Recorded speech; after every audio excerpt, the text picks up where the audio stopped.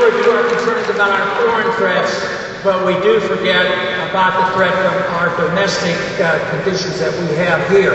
And since 9/11, our liberties have been threatened. They have been undermined. We are less free since 9/11. We're going in the wrong direction.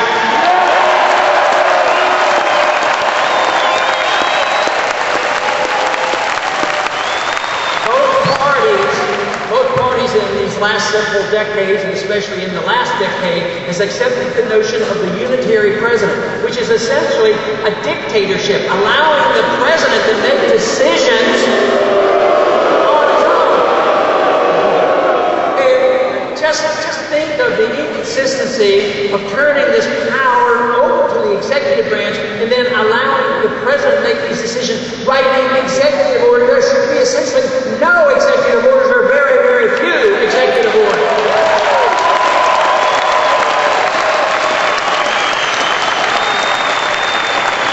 And we can't have a president that goes and takes a bill and arbitrarily writes a signing statement and says, oh, I only like part of this bill, I'm going to ignore the other part. No presidential signing statements to have line item vetoes.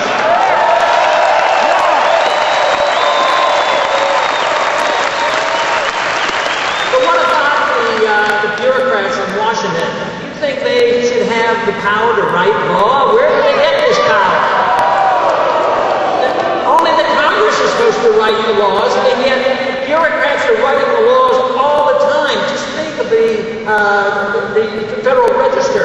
Volumes and volumes and volumes, and if you don't understand every single regulation, you can get into big trouble. And yet, isn't it wonderful? Isn't it wonderful that the Constitution is not complex? We can read it, and most school kids should be able to understand it.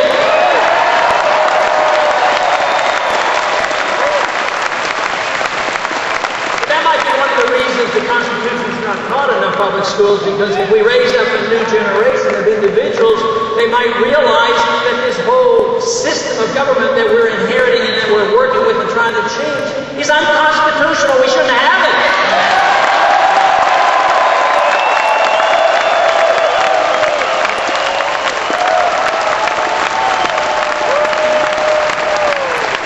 Another reason why we've lost the Republic, it didn't come all of a sudden. This has come slowly and insidiously. The last 100 years has been tough on the Republic. But it started immediately after the Constitution. I mean, the Jeffersonians argued with the Hamiltonians, and they talked about central banking and big government and sedition acts. And so the fights were going on very early to undermine these principles that the founders understood.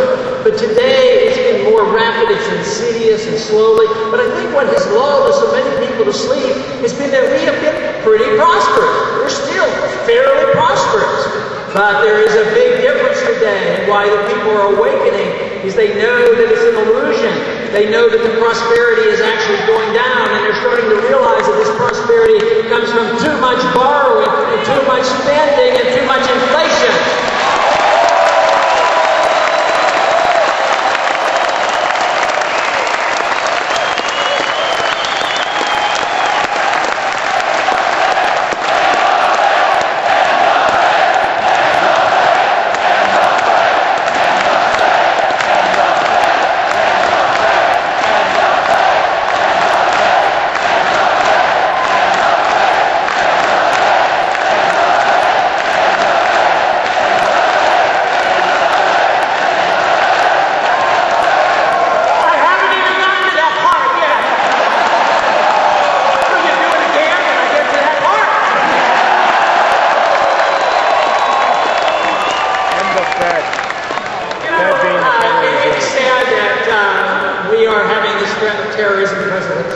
Civilization. Another civilization wants to attack us because we are a certain civilization.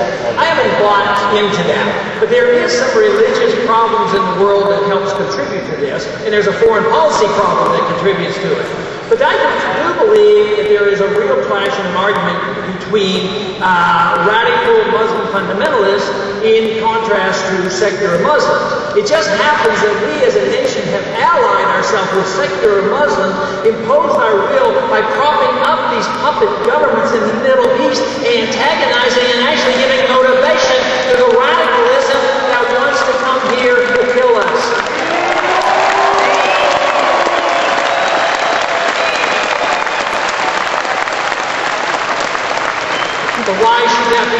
so strange. What if somebody came over here that looked differently than us, had different religious and different values, and put an air base on our land and impose their will? The one good thing that would come of that is this whole country would be totally unified, because we would resent the enforcement and the occupation of any foreign power on our land.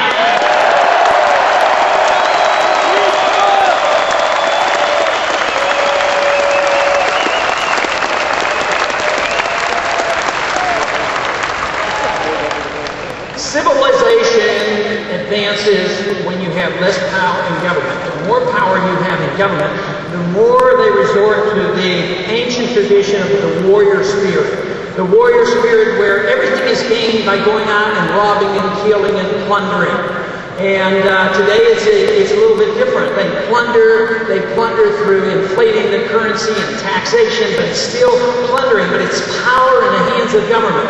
We had an example, a beautiful example of minimal power in our government, and then we had maximum productivity and maximum wealth.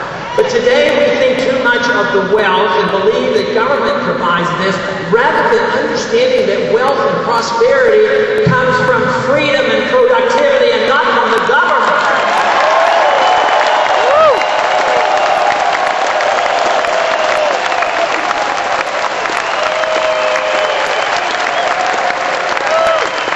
One other thing that we have done to help contribute to the loss of our republic has been this notion that we should give up some of our liberties to be safe and secure.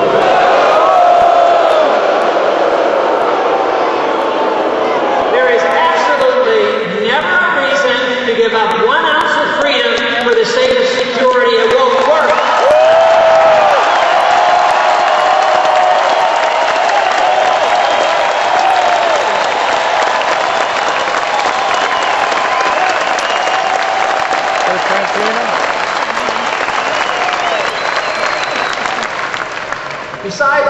Besides our flawed foreign policy, there were a few other problems that contributed to 9/11. One was our lack of clear understanding of how the Second Amendment is supposed to work. And once again, even before 9/11, we assumed the government would take care of us and be safe. They were in charge of airport security, and they after some hijacking in the 70s, that we were all taught, one thing you never do is resist anybody that wants to take over an airplane, and certainly the airlines wouldn't be allowed to have guns on the airplane. That would be terrible. But we have companies in this country still today. These companies are armored cars, and they carry money around, and they have guns, and they do a pretty good job protecting their cargo. But we were handicapped in this country because we were dependent on the government, and our cargo, our passengers, weren't protected as they should have been. They said that, no, they're too dangerous, but can you imagine what 4 airplanes involved? Maybe 4 guns, or just the knowledge that the guns were there might have prevented the whole